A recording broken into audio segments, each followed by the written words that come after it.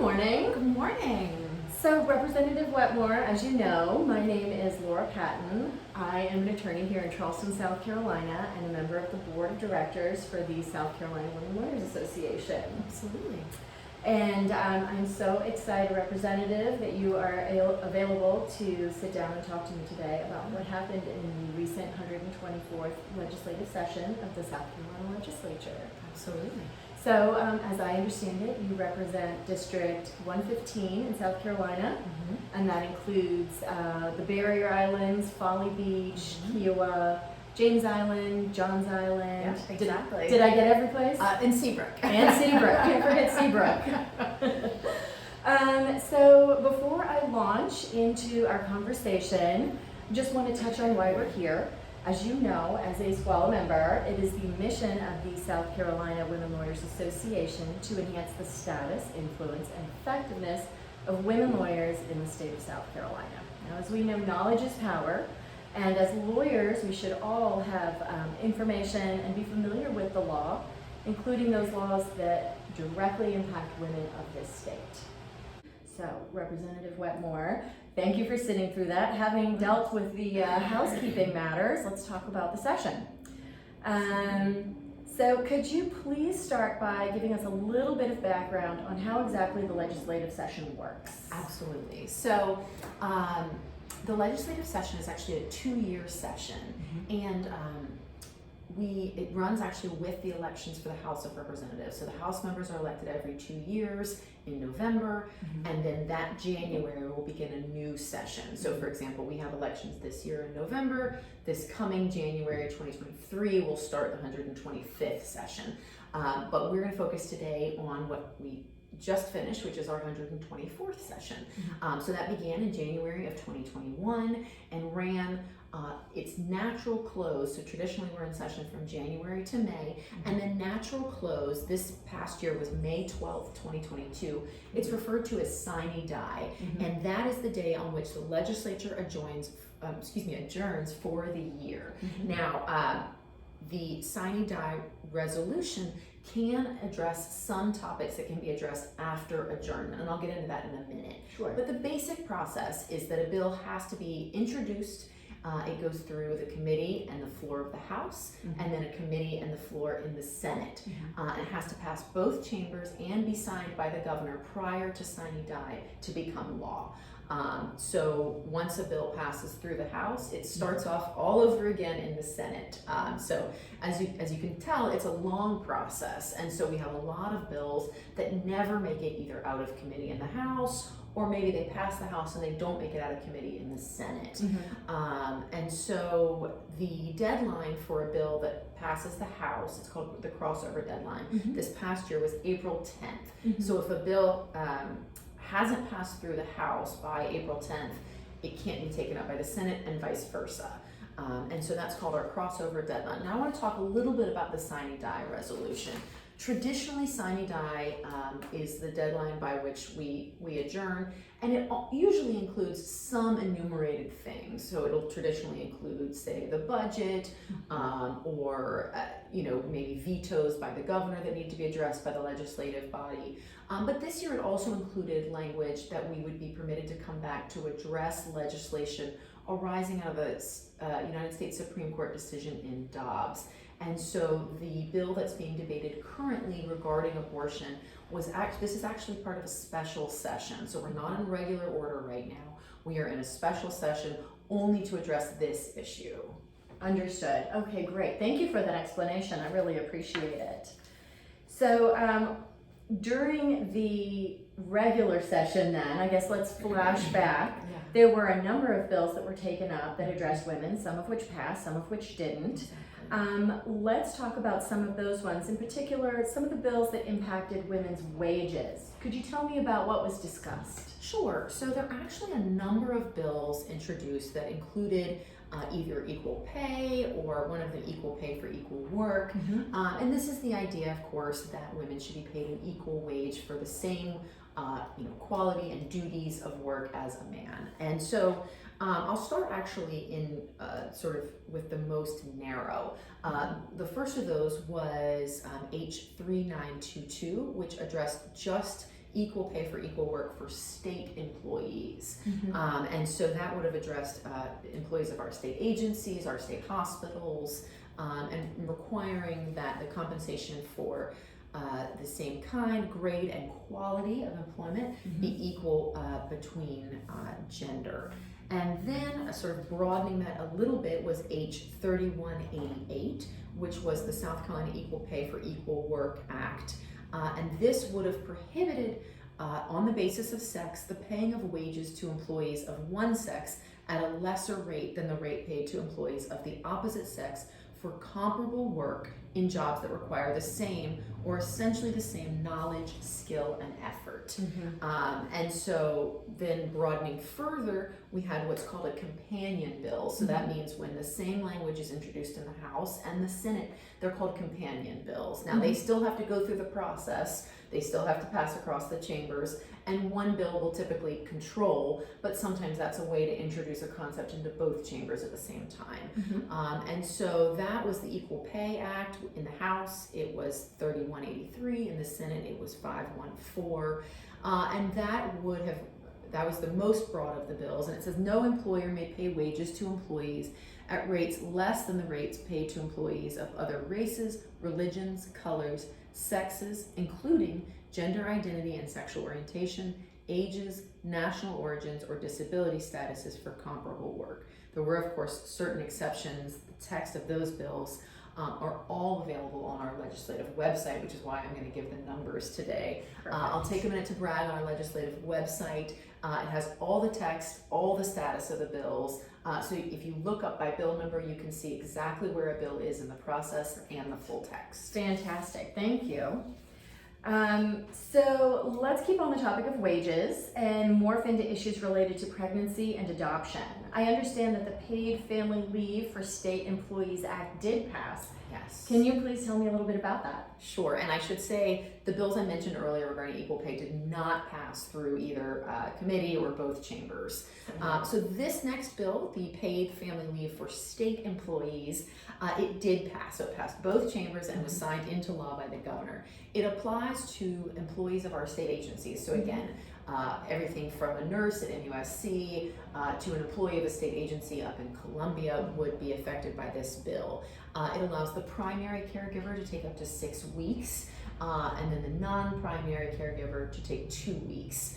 It also allows for 2 weeks for the adoption of a child, as well as some time for foster parents. And so certainly this was exciting for many of our state employees to have this added to their benefits package. As I mentioned, it was a bipartisan bill supported by Republicans and Democrats, and it did pass through both chambers and was signed into law. That's great information, thank you. So I understand the legislature actually took up the Dignity in Childbirth Act as well this session. Could you tell me about that, please? Sure. So this is a bill that would have created a study committee to examine our state's maternal mortality rate and the fact that we currently have a discrepancy. Our state is number 8 in the country as to maternal mortality, and there's actually a discrepancy between white and black women, but with black women having 2 to 3 times a higher rate. So this bill would have established a study committee to examine the rate itself, any data associated with perinatal care, including race and ethnicity, to determine statewide trends and statistically significant differences, and also would have implemented an evidence-based implicit bias program training for healthcare staff. Now again, similar to our equal pay bills, this bill did not pass through both chambers and so was not signed into law this year. Understood, all right. So moving into some legislation that actually did pass this session, Senate Bill 628, the Pharmacy Access Act. Can you tell me what that included?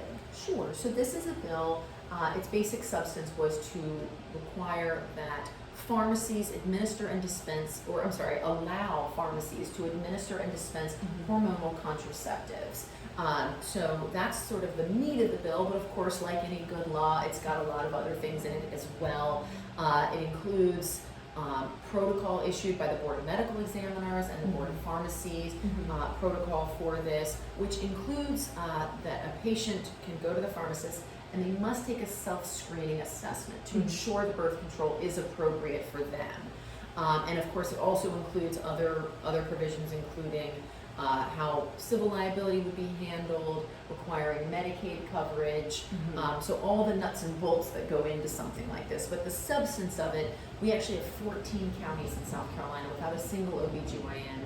And so the substance here is to make sure that women, especially in our rural counties, have access to contraceptives, and they can just go directly to a pharmacy for those. Understood. So now that that law has passed, it's been signed into law by the governor, arguably now women can go to the pharmacy and they can get oral contraception from their pharmacist. Correct. It won't take immediate effect because we do have to get that written joint protocol in place, but once that's in place, yes, women can visit their pharmacy. Good to know. Thank you. So we all know Senate Bill 1, the South Carolina Fetal Heartbeat and Protection from Abortion Act, also came up this year and was passed. Can you tell me a little bit about that? Sure. So this is not the current bill that we're debating. This bill actually passed in 2021, and it prohibited the performance of an abortion, and the language of the bill says once a fetal heartbeat is detected. This is typically about 6 weeks into pregnancy. So at about 6 weeks, it would prohibit the performance of abortion, except for certain enumerated exceptions. Those included the life and health of the mother, a fetal abnormality incompatible with life, or rape and incest. Now, rape and incest is required to be reported to law enforcement of a county sheriff in order for that exception to apply. Of course, it also included certain record keeping by doctors, and like I mentioned with the last bill, certain nuts and bolts that have to be in place for this type of legislation. Okay, and so to understand this bill, we have to know too that it was signed into law. However, there was a court case that came up, and our Supreme Court has now enjoined the effect of this bill temporarily. Exactly, and I should add that when this bill was initially signed into law, it was prior to the U.S. Supreme Court's decision in Dobbs, so it did not immediately take effect. It briefly took effect this year after the Dobbs decision, and then, as you mentioned, was enjoined by our South Carolina Supreme Court. If you're interested, that is appellate case number 2022-001062. Great. And of course, the text of that bill is available on the legislative website. Absolutely. We also saw most recently House Bill 5399. Yes. And the legislature has been dealing with that really up until this past week. Right. And it's still an ongoing process. Exactly. Can you please explain to us where that bill is and what that bill says? Yeah, absolutely. So this bill is actually a really interesting study in the procedure. So I'm going to use it to talk a little bit about the procedure between House and Senate. Excuse me. So as you can see from the name of this bill, H5399 has a House bill number. That means the bill originated in the House. And so it originated in the House. When it left the House of Representatives, excuse me, it only had one exception in it, and that was for rape and incest. It went over to the Senate, so it was voted on by the entire House with that exception. It went over to the Senate, where the Senate actually introduced a number of other exceptions, including it actually moved the time period. When it left the House, there was no time period at which it was acceptable. In the Senate, they introduced an allowance for up to 6 weeks. It also introduced another exception in the Senate for fetal abnormalities. So that passed the Senate in that form. And so now it will actually come back to the House, where the House will have to decide whether to concur in Senate amendments or refuse to concur in Senate amendments. If the House refuses to accept the Senate amendments, traditionally all bills, and I would assume this one as well, would go to something called a conference committee. So 3 conferees from the House, 3 conferees from the Senate would be appointed, and the most typical is that the conference committee is allowed to work within the language of either the House or the Senate bill to come up with a version, at which point both the House and the Senate simply take an up or down vote on that bill. Understood. Thank you so much for that background. We appreciate it. All right.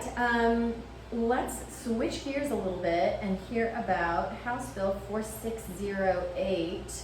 That was entitled the Save Women's Sports Act by the legislature, and I understand that that did pass. Can you tell me what that bill says, please? Sure, absolutely. So again, the title of it was, it comes from the sponsors of the bill, and it's called the Save Women's Sports Act. And I'm going to share a little bit from the legislative summary of that bill to make sure I get the details right. Sure. So it makes certain assumptions concerning the correctness of biological gender statements on an official birth certificate of a student. It provides that sports teams designated for males shall not be open to students of the female sex unless there is no such female sports team for that sport. However, sports team designated for females shall not be open to students of the male sex. It has a number of other things, including a provision regarding female wrestling, but that's essentially the meat of that bill. Okay, and that was the quote from the legislative website where the sponsors have provided the outline of what the bill entails. Exactly. I wanted to make sure I got the details on that correct, so I did read there from the actual text. Thank you. Well, finally, there were multiple resolutions passed to honor the achievements of women in the state during the 124th session. Can you tell me a little bit about those? Sure. So we had a number of resolutions, as we always do. The first is H4976, and this recognizes February 28, which of course is the day, if February is Black History Month and March is Women's History Month, February 28 is significant. And it was recognized as Black Women's Day in the state of South Carolina to honor Black women by acknowledging and celebrating the brilliance, beauty, and boldness of these women in our communities, and that's the text of the resolution. Fantastic. And then we also had, I believe, H5121. Yeah, so this is actually one of my favorite resolutions that we do every year. A number of our members of the South Carolina legislature have graduated from the Citadel, and every year they introduce this resolution recognizing the first African American women graduates of the Citadel. So this year was the 20th anniversary of that milestone, and so again we had a number of our Citadel graduates come together to introduce this resolution in their honor. That's fantastic. That's great. And I think there were also a series of bills that were introduced recognizing women and girls in South Carolina for various achievements in sports, charitable activities, different competitions. Yeah, and that's always one of the best parts about being up in Columbia is we get to meet women's sports teams and women who have achieved all kinds of community work. And so that's always a really exciting part, is recognizing those achievements in Columbia. Fantastic.